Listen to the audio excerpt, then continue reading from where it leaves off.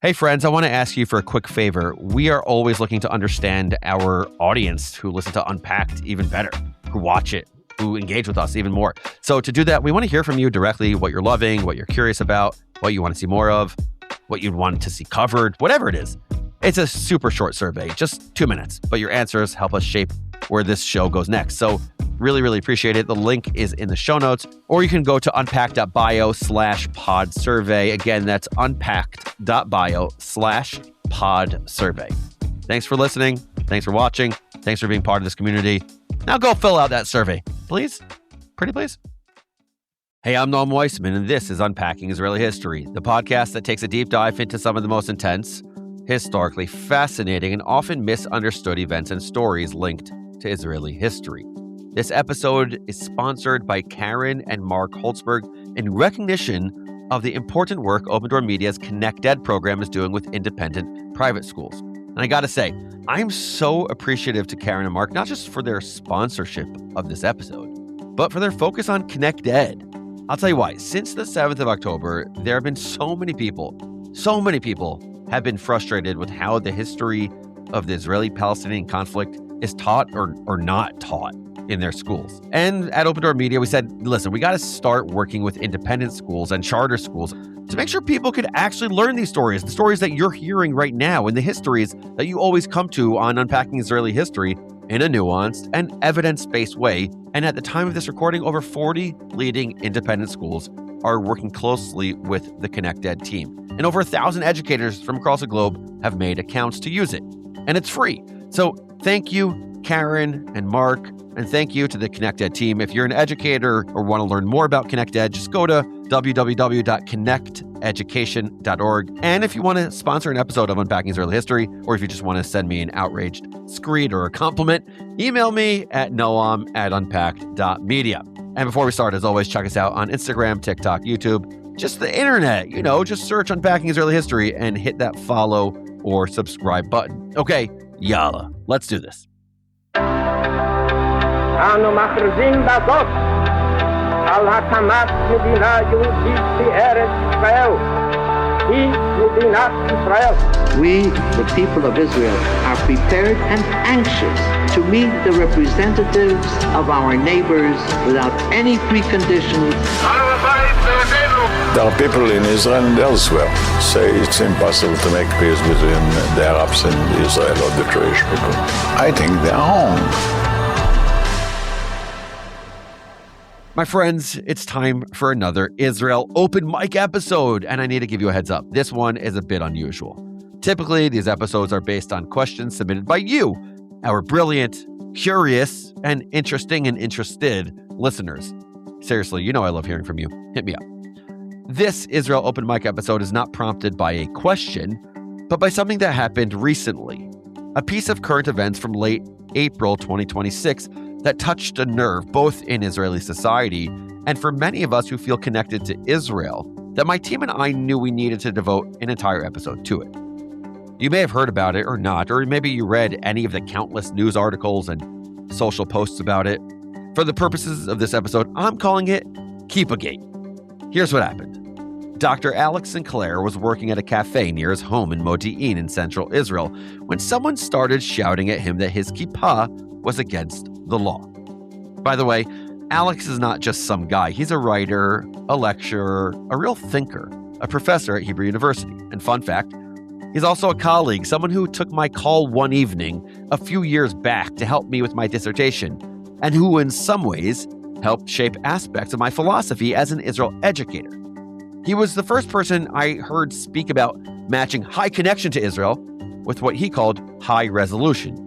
In other words, it's easy to be connected to Israel, but know so little about the history, the context, things that give us an overall better understanding. On the flip side, there are those who are really knowledgeable about Israel, but aren't connected at all. Dr. Sinclair believes both are necessary when it comes to Israel education, both a strong connection and a high-resolution awareness.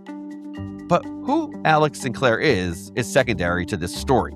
I just wanted you to know that I have impressive colleagues and to let you know that good thinkers really impact me. Back to the story. Alex was sitting at a cafe and someone started yelling about his kippah, or as some people call it, a yarmulke. We're going to call it a kippah. The kippah in question was unusual, and we'll include a link to an image of the kippah in the description. It was a black knit kippah. On one side was an embroidered image of the Israeli flag, you know the one, white, with 2 blue stripes and a blue Star of David in the middle. Opposite the Israeli flag was another flag. This one was black, white, and green with a red triangle. The Palestinian flag. Alex had worn that kippah, or one just like it, for the past 20 years. The kippah was nothing new, and neither was the strong reaction that it at times provoked. But Alex is a chill guy.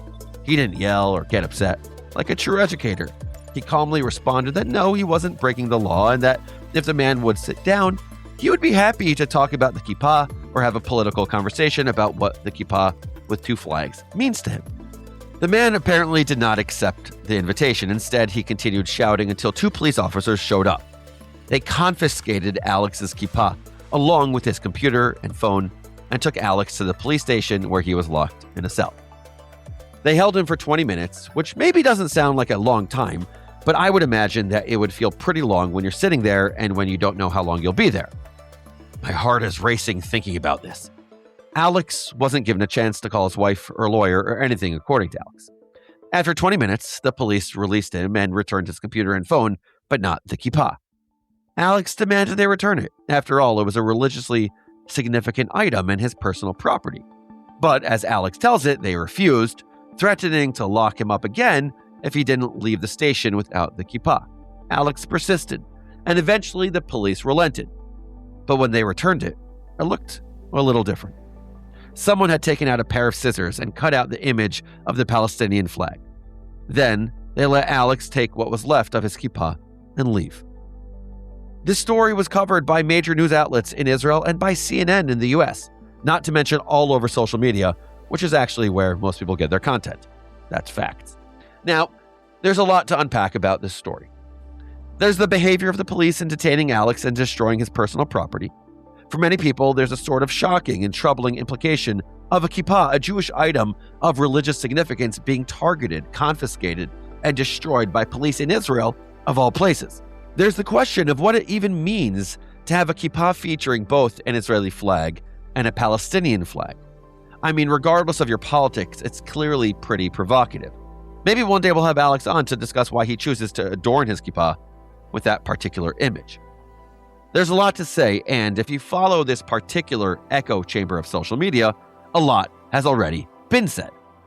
But for this episode, that's not what I want to focus on. I want to focus on one specific part of the incident. The claim that the kippah was, for some reason, illegal. Because the truth is, it's not illegal to display or wave the Palestinian flag in Israel. In fact, time and time again, Israeli courts have struck down attempts to make it illegal because that would violate Israel's freedom of expression. Of course, links for pretty dense reading about this in the show notes. That guy, the one who shouted that Alex was breaking the law, he was wrong. And the police officers, the ones who detained Alex and confiscated his kippah, they were wrong too, on legal grounds. They were wrong. There is no law against flying or displaying or wearing the Palestinian flag. If it were as simple as that, this would not be a very interesting open mic. It would just be a case of political intolerance and police overstepping. Naturally, it's much more complicated. The claim that Sinclair acted illegally, and that's my focus, not whether you or I like it or not, it didn't come out of nowhere. There used to be laws against it, and there are loud, persistent voices in Israel who believe it should be made illegal again. That's the real reason I'm drawn to this topic. Because the story of the Palestinian flag, with its fluctuating legal status in Israel, is a revealing window into the history and complexity of the Israeli-Palestinian conflict. Plus, it touches on a topic that I personally find illuminating. Who gets to decide what a symbol means or what a flag stands for? And how do we respond to a symbol when it means different things when different people hold it in their hands or wear it on their heads? So that's what this open mic is about. We're talking about the origin of the flag, the twisty history of Israel's relationship to it, and the status it holds in Israeli society today. And by the end, who knows? maybe we'll get to the bottom of Kippah Gate once and for all. The flag we know as the Palestinian flag was first flown over a century ago, and it had nothing to do with Palestinian nationalism or anti-Israel protests or anything like that. It predated all that stuff. It first emerged as the symbol of the Arab Revolt in 1916. 2 seconds into the open mic and we're already at a historical tangent that threatens to derail the entire episode. I'll keep it brief. Here's what you need to know about the 1916 Arab Revolt. Before World War I, most of the Middle East was under control of the Ottoman Empire, which stretched from Turkey all the way through modern-day Syria, Lebanon, Israel, Jordan, Iraq, Saudi Arabia. Basically, that whole area was controlled by the Ottomans. And you know who didn't love living under the Ottomans? Arabs, who lived in all those areas we just mentioned. When World War I broke out in 1914, these Arabs found themselves forced to take part in the Ottomans' war. That meant higher taxes and forced military conscriptions, and the Arabs weren't having it. They decided it was time for Arabs to rule Arab lands. They were champions of pan-Arabism, the belief that all Arabs had a shared history, language, and culture, and that all Arabs should be a unified people. They dreamt of establishing a massive Arab state, something that would cover the regions of modern-day Israel, Jordan, Syria, and Lebanon.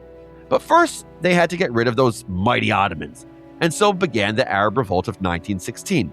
The British didn't like the Ottomans holding land in the region either, and were only too eager to help the Arabs send them packing. They offered their full support to the Arab Revolt, providing money, supplies, military support, and even a flag designed by a British diplomat by the name of Mark Sykes. Nerd Corner alert, if the name Sykes sounds familiar, and you're wearing your Israeli history hat, you may be thinking of the consequential Sykes-Picot Agreement. And if so, you hit that nail right on the head. 2 points for you.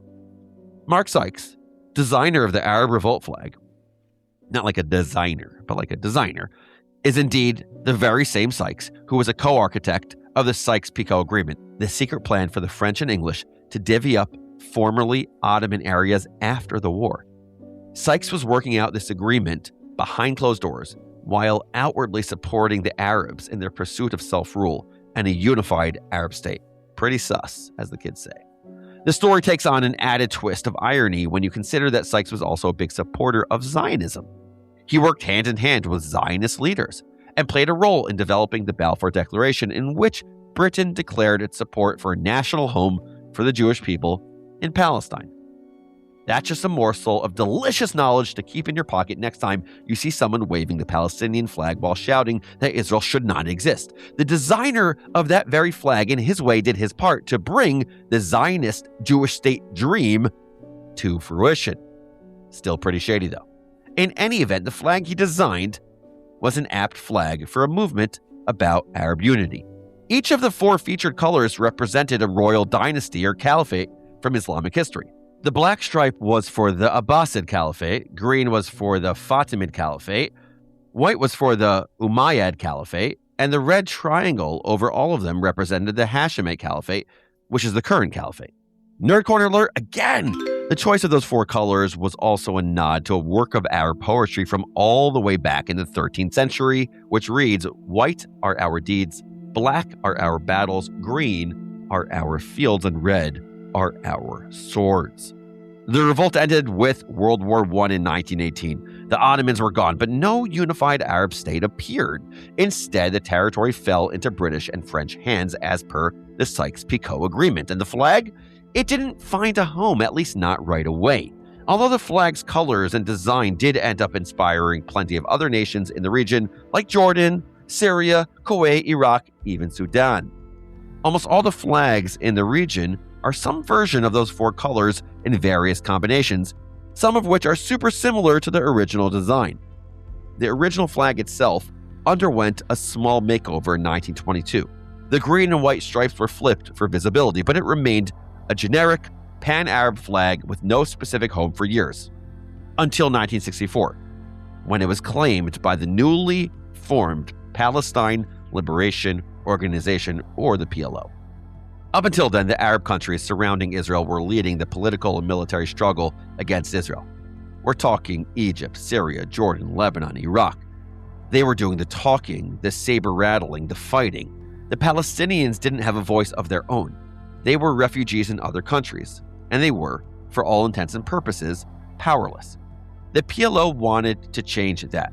They wanted to give Palestinians a voice in their own struggle and a chance to advocate for their own destiny. And the flag they chose to represent their movement and the Palestinian people was none other than the Zionist Mark Sykes' good old Arab Revolt flag. That's good. That's good stuff. I started this episode by asking who gets to dictate the meaning of a flag. This is one of the moments where that question becomes really intriguing.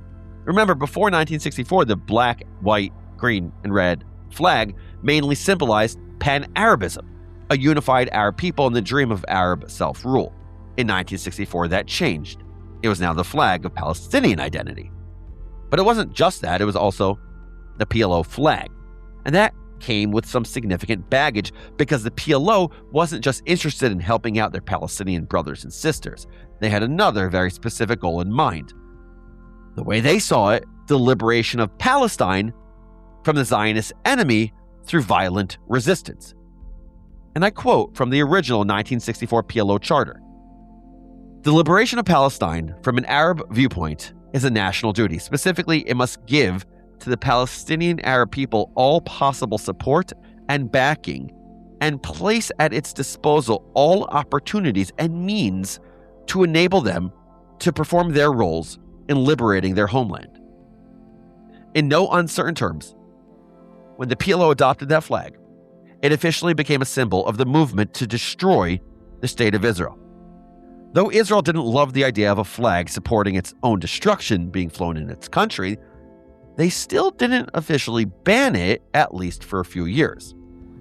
Things change in 1967 after the Six-Day War. Israel had just pulled off an against all odds paradigm-shifting victory against Egypt, Jordan, and Syria. By the end, they were in control of vast swaths of land that had just 1 week earlier belonged to countries trying to destroy them. The Arabs who lived in those areas were hostile, to say the least, and Israel wanted to prevent an uprising, so they instituted Military Order 101, or to use its more formal title, the Order Regarding Prohibition on Incitement and Hostile Propaganda Actions. Included in the order was a section that made it illegal to publicly support a hostile organization by singing their songs, sounding their slogans, distributing their written materials, or waving their flags. The order doesn't mention the PLO or the PLO flag explicitly, but I don't think it's too difficult to nail down which hostile organization they were referring to. Nerd Corner alert again! This is when Palestinians got creative. They couldn't fly their flag in public, so they adopted another symbol that shared their flag's colors. You might have seen it. Green rind, red flesh, black seeds, and I don't know what it's called, but the white part between the red inside and the green outside. That's right. Sweet, delicious, subversive watermelons became the symbol of Palestinian resistance. Meanwhile, the PLO went about showing the world what their version of active resistance looked like. By the late 60s and early 70s, the PLO had become synonymous with plane hijackings and brutal terrorist attacks, like the massacre and mutilation of Israeli athletes at the 1972 Olympics in Munich. Some of these were officially carried out by other terror groups, like the PFLP and Black September. But there was little doubt about the PLO's involvement. They sent a clear message of Palestinian terror around the world, and did it all while waving the black, red, green, and white flag. By 1980, the PLO and its related groups had become the #1 security threat for Israel and Israelis around the world. And so members of the Knesset proposed a new law. Well, actually, it was an amendment to an old law, the Terrorism Prevention Ordinance, which had been in place since 1948. And this amendment had a telling nickname. It was known as the PLO Law. The original 1948 ordinance already made it illegal to support a terrorist organization. The 1980 amendment added a lot of specificity to what illegal support could look like, including, quote, any act manifesting identification or sympathy with a terrorist organization in a public place, either by flying a flag or displaying a symbol or slogan, or by causing an anthem or slogan to be heard, or any other similar overt act clearly manifesting such identification or sympathy as aforesaid. That's a lot of legalese for me. It's similar language to the 1967 military order in the West Bank and Gaza. A big difference here was that the law now applied to the rest of Israel. Like all policy matters in Israel, especially those relating to the Palestinian conflict, passing this amendment was no simple thing. Heated arguments tore through the Knesset. On one side were those who believed that cutting off all public support and sympathy for the PLO was a necessary tool in fighting terrorism and keeping Israelis safe. Israel needed to send a message. They will not tolerate any support for a terrorist organization that hungered for Jewish and Israeli blood. Public and international opinion be damned. Israel would do what it needed to protect its people. The other side argued that not all Palestinians were members of the PLO, and that they should have the right to wave their flag. They claimed that any attempt to curtail those rights was a fascist law and a blatant attempt to rob Palestinians of their identity. And I'll note here, not much has changed since then. I mean, the PLO has changed, laws have changed, we'll get to those soon, but the underlying arguments around the Palestinian flag remain largely the same.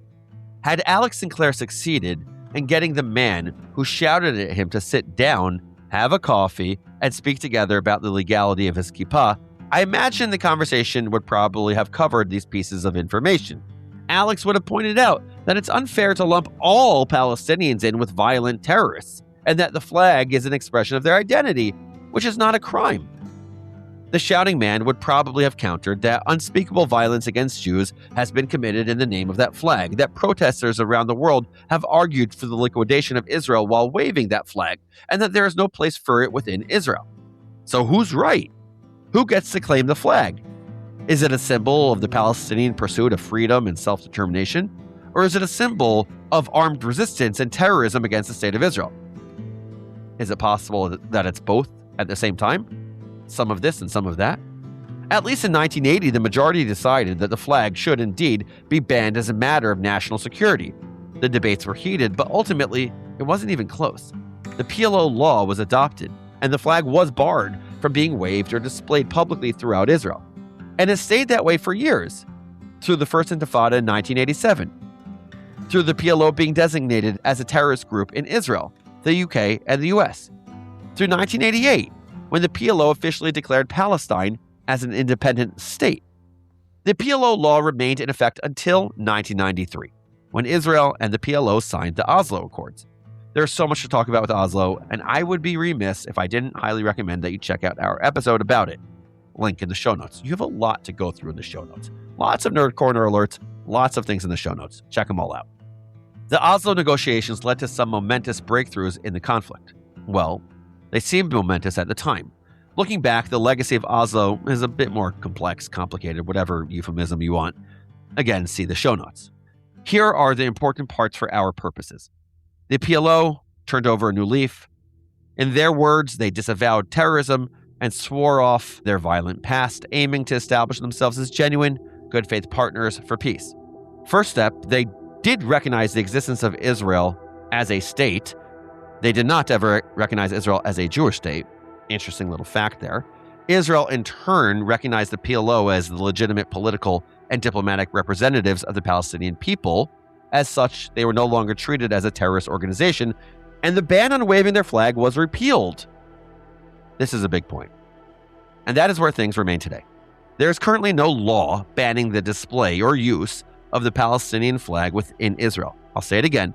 There is currently no law banning the display or use of the Palestinian flag within Israel. Now, as you know, based on how this whole episode started, that doesn't mean that Palestinian flags have been embraced by Israeli society at large at all, and certainly not by the Israeli government. There have been numerous attempts to pass laws that attempt to ban or limit the Palestinian flag in Israel. None of them have passed. Time and again, Israel's Supreme Court has ruled that using the flag is a form of political expression, and Israel protects freedom of expression. Police are only allowed to intervene and remove the flag if waving it poses an imminent threat to public safety. That tends to give a lot of leeway to the police in determining what constitutes a public threat.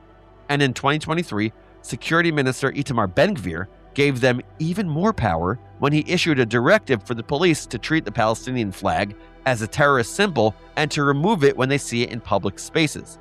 This was January 2023, by the way, 9 months before October the 7th. There was a massive amount of backlash and protests against this directive. And yeah, it's probably not great that Ben-Gvir is issuing directives to the police that, go against the law. But like it or not, Ben-Gvir's directive reflects a reality in Israel. Even though the Palestinian flag is legal and has been for over 30 years, there are many who see it as a symbol of terror and violence against Jews and believe there's no place for it in Israeli society. For many others, certainly in the international community, and even many Israelis and Jews in Israel and around the world, it's a symbol of the Palestinian people and their pursuit of freedom and dignity. And any attempt by Israel to repress that symbol is anti-democratic. As Alex Sinclair expressed it in his Facebook post after Kippah, it's hard not to say that this is the kind of thing that fascist regimes do. That's the way he felt. Strong language and a heavy accusation from Alex. But you can see where he's coming from, maybe. Using the police to quash a symbol is not the kind of thing you expect from a democratic society like Israel. So I wanted to ask you, what do you think? Should the Palestinian flag be legal to display in Israel? I'm not asking if you like or dislike the Palestinian flag and what it stands for. That's not what I'm asking.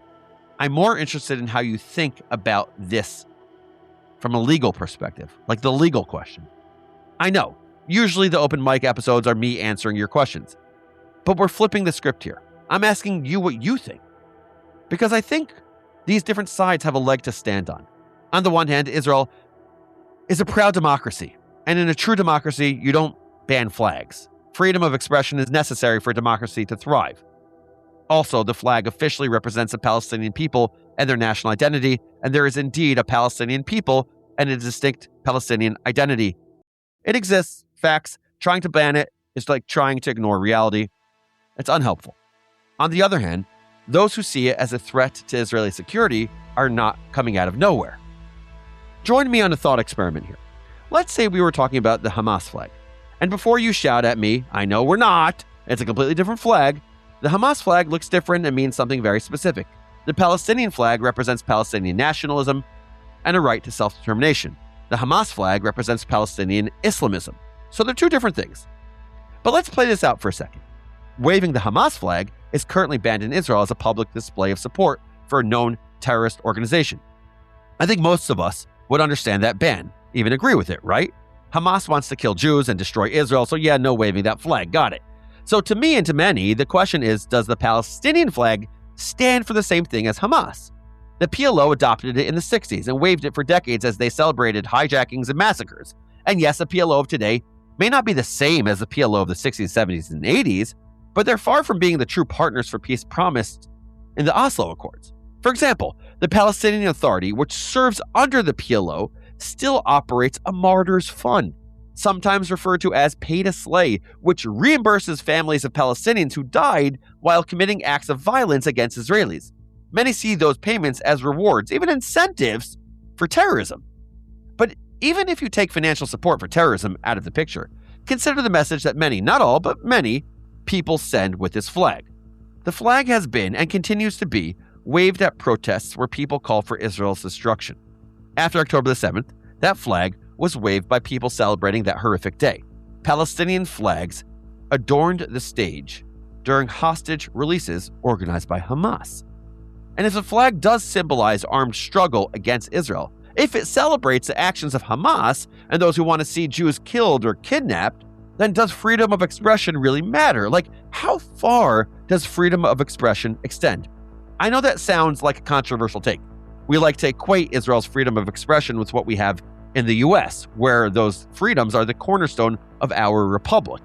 Disallowing flags or public gatherings feels like the stuff of Cold War-era KGB tales. But Israel's not America. The security situation is frankly not comparable. Look, I'm a proud American. America. I cherish the freedom of expression we enjoy here. There are no federal laws against any flags in the USA, which means people are protected even when they wave incendiary flags like those bearing Nazi or Al-Qaeda symbols. I also know that a group of people carrying those flags doesn't constitute an existential threat to this country now. So we Americans have the luxury of protecting their right to wave flags and shout unpopular opinions. However, if millions of Nazis or Al-Qaeda lived within a mile of America's borders, and they said, hey, America, we don't want you to exist anymore, I do wonder if the U.S. would be so cavalier or maybe this principled, depending on your perspective, about our freedom of expression. I don't know. If those groups had spent the last 60 years threatening the U.S. and repeatedly backed those threats up with attacks that indiscriminately killed American civilians, I can imagine there would be some pretty harsh laws about waving their flags. Look, it's not a perfect comparison to Israel's situation. There is no perfect comparison. The point is that, for Israel, the existential threat is real. It's on their doorstep every moment of every day. And as idealistic as they would like to be, or as many of them would like to be, freedom of expression will always come second to security. So the question comes back to, is the flag a threat to public security? Well, it depends who's flying it and where. When it's flown alongside Hamas flags or waved with chants of "from the river to the sea," that flag calls for the destruction of Israel. That's pretty clear. When it's waved alongside Israeli flags while protesting laws or policies, when it's worn on a kippah, of all things, that's a very different story. I don't think anyone in their right mind could see Alex Sinclair's kippah, a Jewish religious item, which also features an Israeli flag, meaning there's going to be a Jewish state, as a threat. When it comes to the Palestinian flag, history matters, context matters. It matters. If there's one takeaway from this episode, I hope it's a sense of how subjective symbols like this can be, and a call for humility before jumping to conclusions about another person or shouting at them at a cafe in Modi'in. When you see the flag, take a moment to look beyond how the symbol makes you feel and consider what it means to the other person before we call them anti-Israel for waving it, or maybe even fascist for wanting to ban it. There is one more thing I want to mention here, a note on flag bans. And that is, I don't think they work. Historically, flag bans, like book bans, don't seem to do much to quash the spirit of the flag. Even after the 1980 PLO law, it's not like Palestinian identity withered and died because a flag was banned. Look at where we are today. That flag is really having a moment. To paraphrase an iconic line from the one and only Jeff Goldblum, who many of you may have never heard of, nationalism finds a way. Maybe it's turning watermelon into a subversive symbol. Maybe it's something else. But no matter what Itamar Ben-Gvir or any Israeli politicians say, I don't think that flag is going anywhere. Listen, it's not a kippah I would wear. Honestly, I'm uncomfortable with any symbols on my kippah when the very purpose of wearing one, in my opinion, is to remind me that we serve God above, not a country or a political party or anything or anyone. That's my take. But for Alex, he's not me. We're different people. He's using a very visible symbol of his Judaism to promote the idea of peaceful coexistence between Israelis and Palestinians. Agree with him or not, like his kippah or not, he's guided by a strong sense of moral seriousness. That's something we can probably all use a bit more of. Unpacking Israeli History is a production of Unpacked, an Open Door Media brand. Follow us wherever you get your podcasts. If you enjoyed this episode or this episode got you to think in some way, leave us a rating on Apple or Spotify. I really appreciate it. It helps other people find our show. And one more time, I love hearing from you, so shoot me a note. Email me at noam@unpacked.media. This episode was produced by Ripke Stern. Our team for this episode includes Danny Hoffman, Adi Elbaz, and Rob Pera. I'm your host, Noam Weissman. Thanks for being here. See you next week.